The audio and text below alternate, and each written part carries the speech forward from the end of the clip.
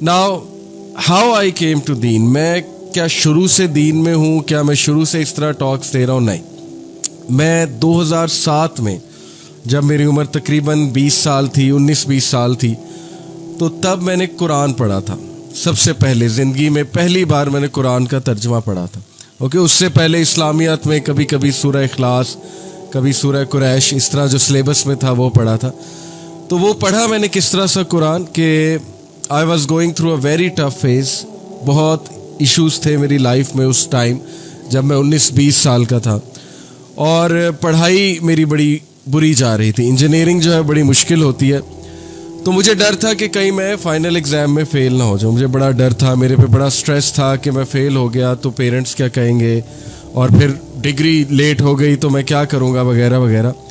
तो उससे ठीक 2 महीने पहले जब मैं इन सोचों में गुम हूँ ना, ठीक इससे 2 महीने पहले एक अजीब वाक़या होता है, और इट वाज एज इफ़ कि ये वाक़या ज़ाहिर है प्लान्ड था। हर चीज़ प्लान्ड होती है अल्लाह की तरफ से, और अल्लाह नोज़, अल्लाह न्यू के मेरे पे ये फेज़ आना है, down phase, I will be sad, मैं सोचों में गुम होऊंगा, ओवर थिंकिंग कर रहा हूँगा, बहुत वरीड होऊंगा, और भी बड़ा कुछ, पढ़ाई के अलावा भी बड़ा कुछ चल रहा था।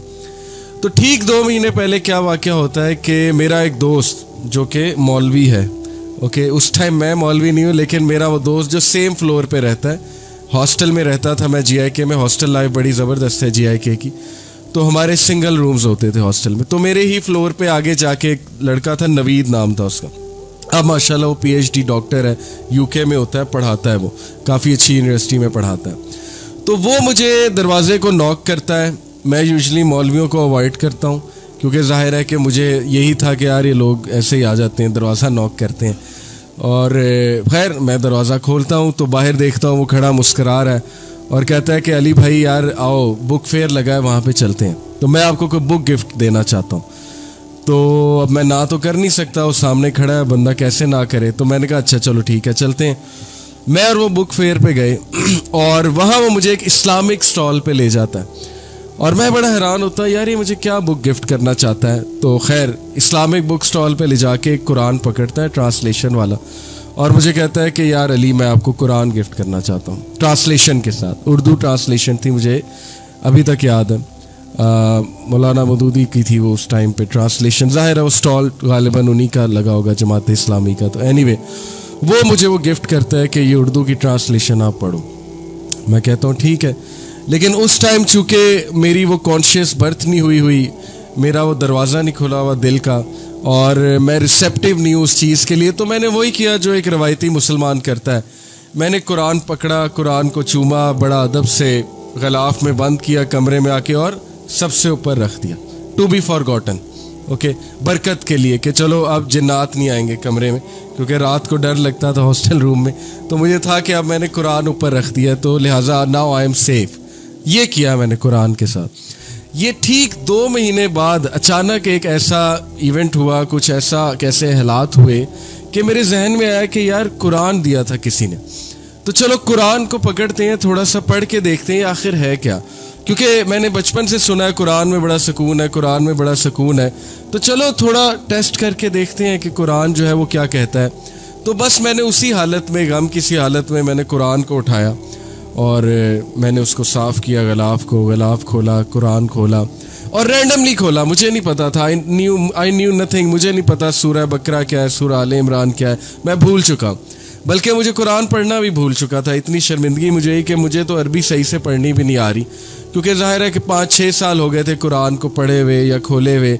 I was a careless teenager, मैं तो अपनी धुन में मगन था। यूनिवर्सिटी जाके बंदा वैसी हवाओं में उड़ता है, कहता है ना कि अब माँ बाप से छुटकारा मिल गया, अब तो मैं सब कुछ करूँगा।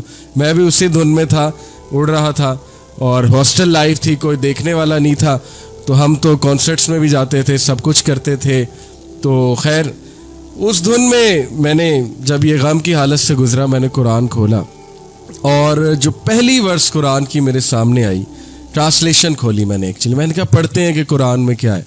पहली जो वर्स मेरे सामने आई सूरह आले इमरान की आई। दैट्स वाई आई लव सूरह आले इमरान। मैं सूरह आले इमरान से मोहब्बत करता हूँ, शदीद मोहब्बत, क्योंकि सूरह आले इमरान वो पहली सूरह है जो मैंने पढ़ी थी, और सूरह अल बकरा उसके बाद मैंने फिर शुरू से ट्रांसलेशन पढ़ना शुरू कर दी।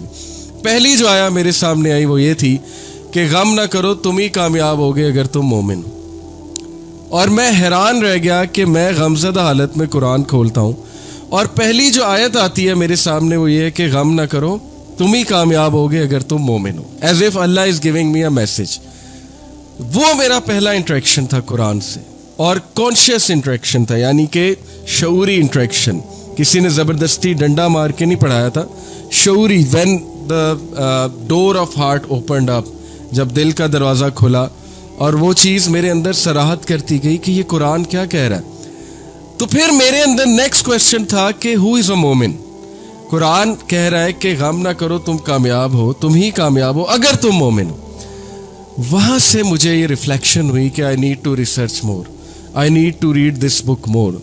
और वो दिन, और अल्हम्दुलिल्लाह आज का दिन मैं कुरान का स्टूडेंट बन गया। मैंने कहा कुरान मैंने समझना है, कुरान को मैंने मज़ीद पढ़ना है।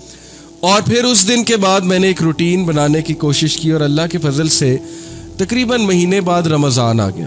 और रमज़ान एक ऐसा मंथ है, आपको पता है कि उसमें हर कोई नमाजी बन जाता है। रमज़ान मुस्लिम जिन्हें हम कहते हैं, जो नहीं भी पढ़ता वो भी नमाज़ पढ़ना शुरू कर देता है। तो हम भी ऐसे ही थे। तो उसमें मज़ीद मुझे इस्तकामत मिली, मैंने 5 वक्त नमाज़ पढ़ना शुरू कर दी और मैंने साथ साथ कुरान पढ़ना शुरू कर दिया। अब जैसे जैसे मैं कुरान पढ़ता गया, मैं डेली एक टाइम रखता था असर से मगरिब के दरमियान, मुझे अभी तक याद है। और उस दौरान जो मर्जी हो जाए, अल्लाह ने मुझे कंसिस्टेंसी दे दी थी। मेरे दोस्त उस टाइम क्रिकेट खेलते थे बाहर, हॉस्टल के बाहर एक रोड थी, वहाँ क्रिकेट खेलते थे। वो बुलाते थे क्रिकेट खेल लो, आ जाओ। मैं कहता था नहीं, मैं कुरान पढ़ रहा हूँ। और मैं आई वॉज अमेज्ड कि मुझ जैसा केयरलेस बंदा ये कैसे कर सकता है। क्या कुरान ने मुझे इतना छू लिया है मेरे दिल को कि मैं क्रिकेट छोड़ रहा हूँ कुरान के लिए। हालांकि मैं तो क्रिकेट डाई हार्ड फैन था तब, अब भी कभी कभी देख लेते हैं, लेकिन उस टाइम पे तो मैं बहुत ही डाई हार्ड फैन था और टीम में भी था। तो वो बड़ा हैरान होते थे कि इसको हुआ क्या है कि इस टाइम पे तो क्रिकेट सब खेलते हैं, तो ये पता नहीं क्या कर रहा है। तो मैं डेली इस टाइम पे कुरान पढ़ता था क्योंकि मुझे यही टाइम पसंद आया, असर से मगरिब के दरमियान। अब जैसे जैसे मैं कुरान पढ़ता गया, यकीन करें कि मुझे मेरे क्वेश्चंस के आंसर्स मिलते गए। और मुझे कुछ नहीं पता था फ़िरके क्या होते हैं, मुझे कुछ नहीं पता था ये क्या है सब कुछ, ट्रांसलेशन कौन सी अच्छी है।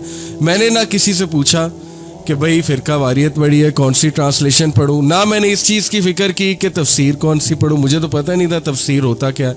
मैंने तो बस एक केयरलेस बॉय की तरह कुरान उठाया और मैंने रैंडम उसकी ट्रांसलेशन शुरू से पढ़ना शुरू कर दी।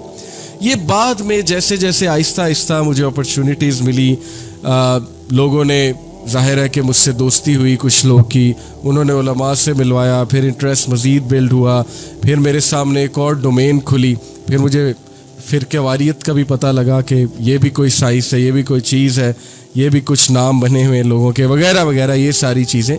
तो आहिस्ता आहिस्ता मेरी ये जर्नी जैसे जैसे बढ़ती गई, कुरान के साथ ताल्लुक़ मज़ीद अल्हम्दुलिल्लाह मज़बूत होता गया।